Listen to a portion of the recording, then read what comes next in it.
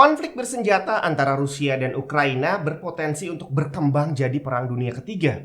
Untungnya jauh dari Indonesia. Jadi kita sebagai pengguna PC di Indonesia harusnya nggak terlalu terpengaruh lah.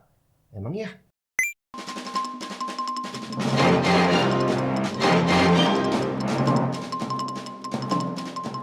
Halo semua, Jun di mana? Hari ini kita bakal ngobrolin kira-kira apakah konflik antara Rusia dan Ukraina itu akan punya dampak terhadap kita sebagai pengguna PC di Indonesia. Buat yang belum tahu, sekarang ini sedang ada konflik militer antara Rusia dan Ukraina. Ceritanya kalau disingkat nih ya, Rusia menyerang Ukraina. Banyak negara yang gak setuju dengan langkah Rusia ini dan mereka benar-benar melayangkan keberatannya gitu ya. Tapi hal ini tidak membuat Rusia mundur. Akhirnya negara-negara yang tadinya keberatan bukan cuma mengecam, akhirnya ikutan mengancam.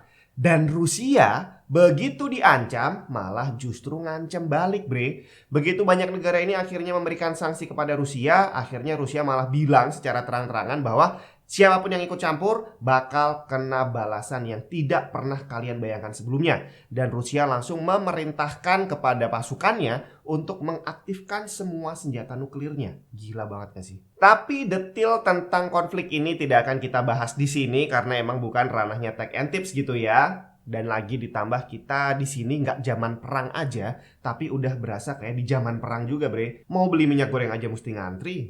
Bukan cuma stok minyak goreng yang habis, harganya pun juga ikutan naik. Ya, hampir-hampir mirip dengan yang terjadi dengan stok GPU lah ya. Nah, kira-kira nih, apakah konflik antara Rusia dan Ukraina tadi bakal berpengaruh terhadap pengguna PC di Indonesia? Terutama tentang masalah harga. Apakah harga part PC bakal naik atau enggak? Salah satu sanksi yang dikenakan ke Rusia dari banyak negara ini adalah dalam bidang keuangan. Daftarnya panjang banget, tapi kalau mau disingkat, ya singkatnya negara-negara ini pengen memotong Rusia dari segala bentuk transaksi keuangan internasional. Tujuannya jelas, untuk membuat ekonomi Rusia hancur agar mereka nggak mampu lagi untuk membiayai perangnya. Kartu kredit orang-orang Rusia diblokir, kemudian bank-bank Rusia juga diblokir dari transaksi internasional. Belum lagi mata uang Rusia, rubel, itu anjlok nilainya di tanggal 28 Februari kemarin. Otomatis dalam kasus ini bukan cuma negaranya yang bakal anjlok secara ekonomi, tapi warganya pun juga akan ikut kesulitan.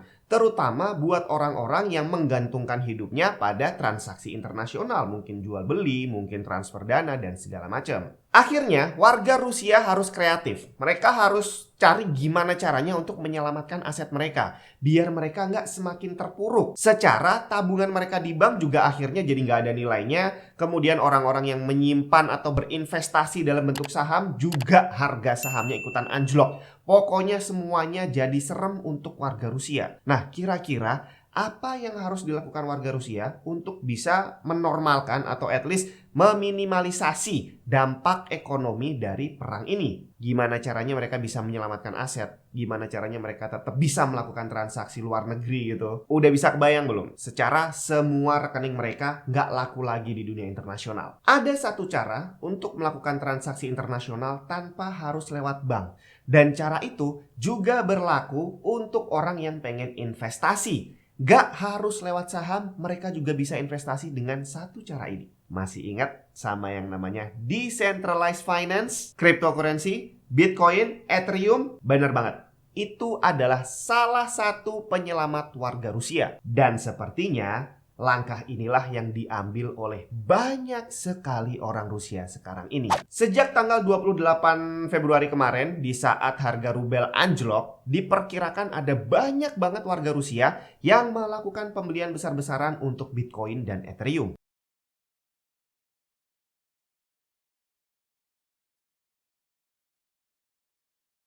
Hal ini terlihat dari melonjaknya secara tiba-tiba harga Bitcoin dan Ethereum di tanggal 28 Februari bertepatan dengan jatuhnya nilai rubel. Naiknya nggak kira-kira loh, kita udah nungguin harga Bitcoin dan Ethereum turun selama berbulan-bulan gitu kan. Ternyata akhirnya langsung ke-reset dalam waktu 1 hari doang. Memang hal ini bukan menjadi satu-satunya alasan naiknya nilai Bitcoin dan Ethereum. Salah satu alasan lainnya adalah karena banyaknya sumbangan yang dikumpulkan oleh orang untuk membantu Ukraina yang ternyata dikumpulkan dalam bentuk cryptocurrency. Dan di saat hal itu terjadi tanggal 28 Februari kemarin, dana yang terkumpul udah lebih dari 20 juta dolar. Dan itu terkumpul dalam waktu 5 hari terakhir bulan Februari 2022. Hari Senin lalu, Wakil Perdana Menteri Ukraina Mikhail Fedorov sempat meminta Binance untuk memblokir semua usernya yang berasal dari Rusia. Alasannya jelas, untuk menjatuhkan ekonomi Rusia secara cepat. Tapi ternyata Binance menolak dengan tegas. Mereka bilang mereka nggak mau merugikan user yang sebenarnya nggak ada hubungan sama sekali dengan perangnya. Karena perang itu adalah urusan politik antara pemerintah dengan pemerintah. Warganya sendiri sebenarnya nggak pengen perang.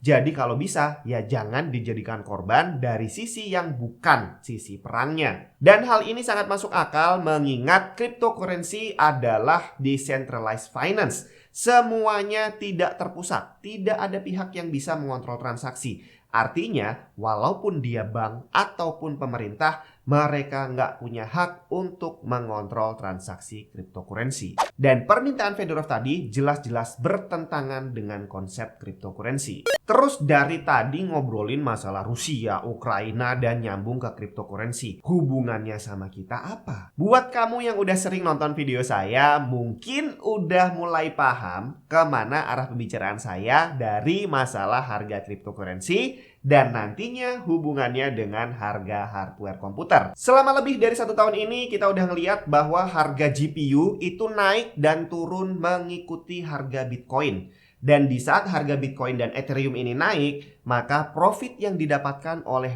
para miner ikutan naik. Dan kalau melihat sejarah harga GPU yang sudah terjadi akhir-akhir ini, maka tidak menutup kemungkinan harga GPU juga akan ikutan naik lagi.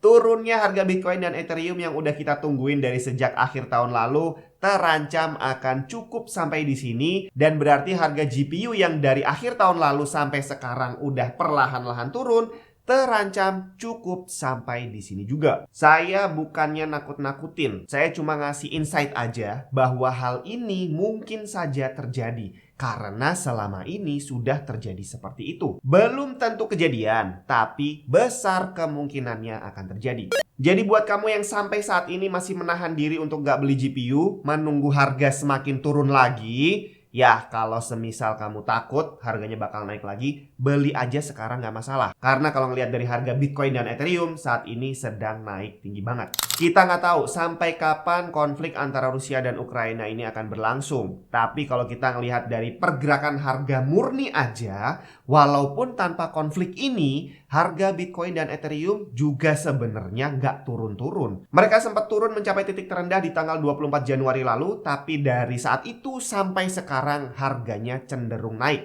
Jadi sebenarnya konflik Rusia dan Ukraina ini hanya mempercepat prosesnya aja. Kalau secara jalannya harga, mereka sebenarnya emang lagi naik.